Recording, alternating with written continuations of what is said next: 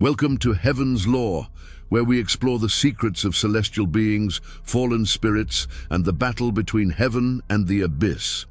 Today, we delve into one of the most profound mysteries of existence, how Lucifer, the morning star, convinced a third of heaven's host to abandon their creator in the greatest rebellion ever witnessed. What words could sway beings who dwelt in God's presence? What promises could eclipse the glory they already knew? The answers reveal a deception so masterful it shattered the very foundations of paradise and cast shadows that still reach into our world today. Share your thoughts in the comments and don't forget to subscribe for more journeys into the hidden realms of celestial law. In the beginning, before time carved its first moment into eternity, heaven existed in perfect harmony. The celestial realm pulsed with divine light, where countless angels moved in synchronized worship, their voices creating symphonies that had never known discord. These were not mere servants, but conscious beings crafted with free will, each possessing intelligence that could comprehend the infinite and beauty that reflected their Creator's glory. The angelic hierarchy stretched across multiple orders, each with distinct purposes and powers. The seraphim burned with holy fire, their 6 wings covering their faces in reverence before the throne. The cherubim guarded divine mysteries, their forms shifting between human, eagle, lion, and ox, living representations of creation's fullness. The mighty archangels served as God's generals, their authority spanning entire realms of existence. Among these luminous beings, none shone brighter than Lucifer, whose very name meant light-bearer. Scripture describes him as the anointed cherub, perfect in his ways from the day of his creation. His beauty was without equal, adorned with precious stones that caught and reflected the divine light. He walked upon the holy mountain of God, moved among the stones of fire, and possessed wisdom that surpassed understanding. But perfection, it seems, carried within it an unexpected vulnerability. Free will, that divine gift that allowed angels to choose love rather than mere obedience, also opened the door to something else entirely. In creatures capable of worship, the seed of pride could take root. In beings blessed with beauty, vanity could bloom. In those granted wisdom, the illusion of self-sufficiency could grow. The angels knew no want, no suffering, no death. They existed in the immediate presence of perfect love, surrounded by beauty beyond human comprehension. Yet somehow, in this paradise, dissatisfaction began to whisper. How could beings who lacked nothing come to desire everything?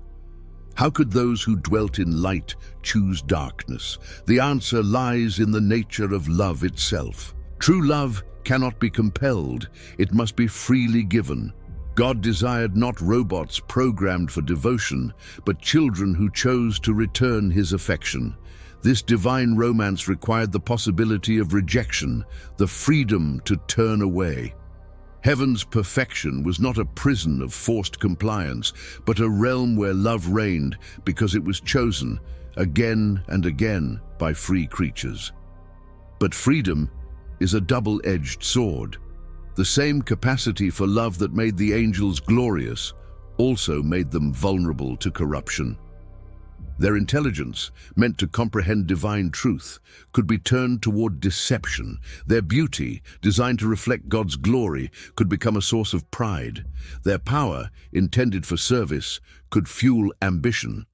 The stage was set for the greatest tragedy in cosmic history, not because God was absent or weak, but precisely because he had created beings capable of genuine relationship.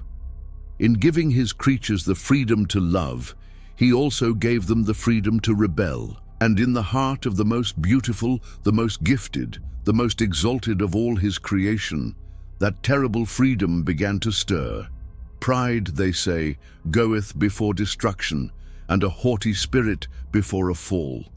But what form does pride take when it emerges in a being of perfect beauty, dwelling in paradise itself? In Lucifer's case, it began not as obvious rebellion, but as a subtle shift in perspective, a gradual turning inward that would ultimately consume heaven's brightest star. The prophet Ezekiel records the divine lament, "Your heart became proud on account of your beauty, and you corrupted your wisdom because of your splendor." Here we glimpse the first crack in paradise, the moment when Lucifer's gaze turned from the one who made him beautiful to the beauty itself. Self-admiration replaced worship, and with that shift, everything began to unravel. But Lucifer was no mere narcissist. His rebellion was calculated, strategic, born from a mind that could grasp cosmic truths and twist them toward his own ends. He began to question not God's power, for that was undeniable, but God's right to rule. Why should one be sovereign over all? Why should perfect beings serve rather than stand as equals? These thoughts, once entertained, grew like cancer in the celestial realm. The book of Isaiah captures Lucifer's ultimate declaration, "I will ascend to heaven. I will raise my throne above the stars of God. I will sit enthroned on the Mount of Assembly. I will ascend above the tops of the clouds. I will make myself like the Most High." 5 "I wills" that shattered eternity's peace, each one a dagger thrust at the heart of divine order. Yet Lucifer's genius lay not merely in his own ambition, but in his ability to make rebellion seem reasonable to others. He understood that angels, like all free beings, possessed not just the capacity for worship, but also for doubt. He knew that questioning could be disguised as seeking truth, that dissatisfaction could masquerade as justice-seeking. How does one seduce beings who dwell in paradise? Lucifer's method was masterful in its subtlety. He likely didn't begin by openly declaring war against God. Instead, he planted seeds of doubt through carefully crafted questions. Has God truly said? These same words that would later echo in Eden, first whispered through heaven's corridors. He may have pointed to the apparent inequalities in heaven's hierarchy. Why should some angels be higher than others if all were created perfectly? He could have questioned the fairness of God's exclusive sovereignty. If angels possessed such wisdom and power, why couldn't they participate in ruling the cosmos? He might have suggested that God was withholding something from them, perhaps the fullness of their potential, perhaps knowledge that could elevate them further. The deception was brilliant because it contained elements that seemed to make sense. Angels did possess remarkable abilities. They were intelligent enough to govern. Many of them commanded legions and wielded powers that could reshape reality. Why shouldn't they have a voice in cosmic affairs? Why shouldn't they ascend to equality with their Creator? But beneath these seemingly rational arguments lay a fundamental distortion of truth. Lucifer had forgotten, or chosen to ignore, the source of all his gifts. His beauty, his wisdom, his power, even his capacity to think these rebellious thoughts, all flowed from the one he now sought to overthrow. He was like a candle claiming independence from the flame that gave it light, like a song declaring autonomy from the singer who gave it voice. As Lucifer's influence spread through heaven, he likely presented himself not as a rebel, but as a liberator. He probably claimed to champion the rights of angels, to seek justice for the overlooked, to pursue truth that had been hidden from them. His rebellion took on the appearance of righteousness, his mutiny disguised as moral awakening. The tragedy is that beings of such magnificence could be deceived by such lies, but perhaps that's the point. The greater the light, the deeper the shadow it can cast when turned from its source. The morning star, in trying to become his own sun, was about to plunge himself and a third of heaven into darkness unimaginable. What lies could convince beings who had seen the face of God to turn away from him? What promises could outweigh the reality of paradise already possessed? The great deception that swept through heaven was not a crude temptation, but a sophisticated philosophical revolution that appealed to the highest aspects of angelic nature while corrupting them from within. Lucifer's masterstroke lay in his understanding of the angelic mind. These were not simple creatures driven by base desires, but magnificent intellects capable of contemplating eternal mysteries. His deception, therefore, had to be equally magnificent, a lie so beautiful, so seemingly profound, that it could eclipse truth itself. The first whisper was about identity. "You are more than servants," Lucifer likely proclaimed to his angelic audience. "You are gods in your own right, held back only by an arbitrary hierarchy." This wasn't entirely false. Angels did possess godlike powers by human standards. They could command the elements, traverse dimensions, and shape reality with their will. But Lucifer twisted this truth, suggesting that their power made them God's equals rather than his grateful recipients. The second deception concerned justice. Look at the inequality, he may have argued. Why should one rule while all others serve? Where is the fairness in a system where worth is determined by decree rather than merit? Again, this contained a kernel of apparent truth. Heaven's hierarchy did appear unequal from a certain perspective, but Lucifer concealed the deeper truth, that all authority flows from the source of all existence, and that rebellion against that source is rebellion against reality itself. The third lie was about freedom. True love cannot exist under compulsion, Lucifer might have reasoned. If we serve only because we were created to serve, is our worship genuine? Don't we owe it to ourselves and to God to choose freely, even if that choice leads us away from Him? This was perhaps his most insidious argument because it contained echoes of divine truth, twisted into rebellion, service. The fourth whisper concerned knowledge. There are mysteries hidden from us, he probably suggested. Truths that would elevate our understanding, experiences that would expand our existence. Why should knowledge be restricted? Why shouldn't we partake of all that existence offers? Here Lucifer echoed the very temptation he would later use in Eden, the promise that disobedience would open their eyes to greater realities. But the final and perhaps most powerful deception was about love itself. If God truly loved us, Lucifer may have concluded, he would want us to be our fullest selves. He would not restrict us with arbitrary commands. He would rejoice in our independence, celebrate our self-determination. By rebelling, we honor the freedom he gave us. By choosing our own path, we prove the authenticity of our love. This last lie was devastating because it transformed rebellion into a twisted form of worship, turning disobedience into a perverted expression of gratitude. It made the angels feel noble about their treachery, righteous about their betrayal. The deception spread through heaven like wildfire, not because the angels were foolish, but because they were magnificent. Their very capacity for deep thought, for moral reasoning, for philosophical contemplation became the vehicle for their corruption. Lucifer had weaponized their greatest strengths against them. As the rebellion gained momentum, it created its own momentum. Angels who might have hesitated found themselves swept along by the tide of seeming righteousness. Doubt became certainty, questions became convictions, whispers became battle cries. The morning star's deception had transformed a third of heaven as host into an army of light-bearers convinced they were fighting for truth. Yet beneath all the beautiful rhetoric lay a simple, terrible reality. Creatures were attempting to overthrow their creator. Finite beings were challenging the infinite. The made were rebelling against their maker. No philosophical sophistication could change this fundamental fact.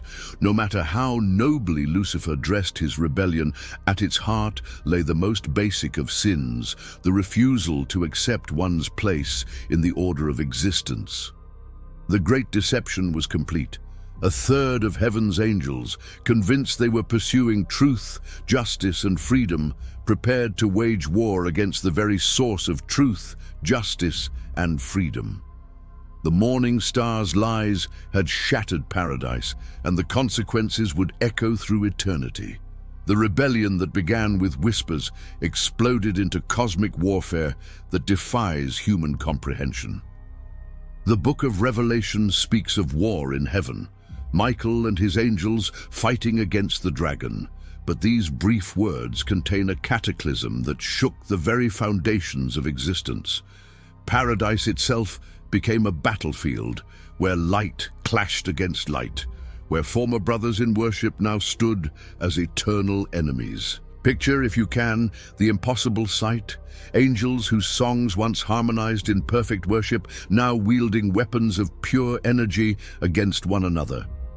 Beings who had known only peace, suddenly engaged in combat that made earthly wars seem like children's games.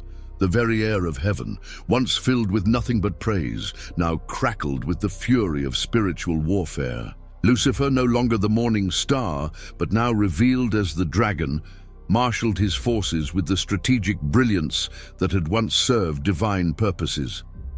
A third of heaven's angelic host rallied to his banner, not just rebels, but accomplished warriors who had stood in God's presence, who knew the layout of heaven's defenses, who understood celestial warfare in ways that mortal minds cannot grasp. These were not minor angels swept along by deception. Among Lucifer's followers were likely powerful princes, mighty warriors, beings of such majesty that humans would fall prostrate before them. Thrones, dominions, principalities, and powers, entire orders of the heavenly hierarchy, chose rebellion over righteousness. The scope of the betrayal was staggering, cutting through every level of heaven's perfect society. Yet against this mighty host stood Michael the archangel, whose very name means "who is like God." Here was heaven's supreme commander, the defender of divine order, leading those angels who had remained faithful.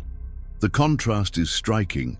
While Lucifer fought for self-exaltation, Michael battled to maintain the truth of God's sovereignty. Where the dragon sought to elevate himself, the archangel sought to honor another. The war itself transcends physical description because it was fought on planes of existence that defy earthly metaphors. Imagine conflicts waged with weapons of pure light, battles fought across dimensions of space and time, strategic maneuvers that spanned galaxies and eternities.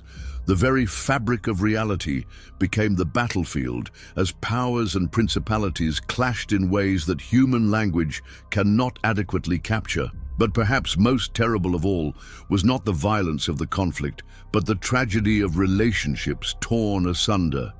Angels who had worshipped side by side for eons now found themselves on opposite sides of an unbridgeable chasm.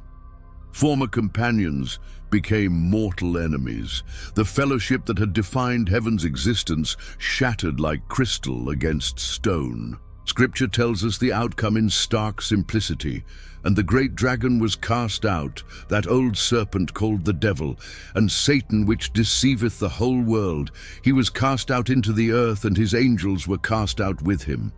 But these words barely hint at the cosmic drama of the defeat. The morning star, once clothed in light, was stripped of his glory and hurled from heaven like lightning falling from the sky. The fall was not merely physical, but ontological. A change in the very nature of being. Lucifer became Satan, the adversary. His angels became demons, twisted reflections of their former glory. Beauty became hideousness. Wisdom became cunning. Power became malice. They were cast not just from a place, but from a state of being, exiled from light into outer darkness. Yet even in defeat, Satan's rebellion achieved a terrible victory. He had proven that even paradise could be corrupted, that even perfect beings could choose evil over good. He had demonstrated that free will, that divine gift that made love possible, also made betrayal inevitable. His rebellion scarred eternity itself, introducing conflict into what had been perfect harmony. The war's end marked not peace, but the beginning of a different kind of conflict. Satan and his demons, cast to earth, would continue their rebellion through other means. Unable to overthrow God directly, They would wage war against his greatest earthly creation, humanity, made in the divine image. The battlefield had shifted from heaven to earth, but the war between light and darkness continued. Heaven itself bore the scars of conflict. The perfect fellowship of angels was forever changed by the knowledge of what betrayal could accomplish. Trust, once absolute, now carried the memory of those who had fallen.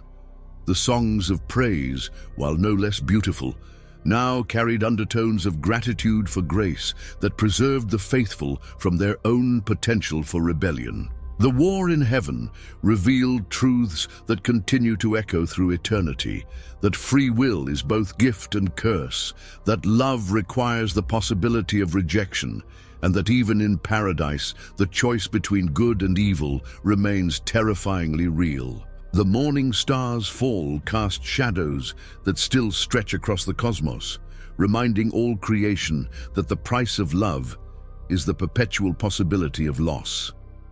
The aftermath of heaven's war reverberates through every corner of existence, its consequences rippling across time and space in ways both seen and unseen. Satan's expulsion from paradise was not an ending, but a transformation. The conflict simply moved to a new theater of operations, with creation itself becoming the stage for an ongoing cosmic drama. Cast down to earth, Satan and his demons found themselves in a strange new reality, no longer surrounded by the direct presence of God, no longer sustained by the pure light of heaven.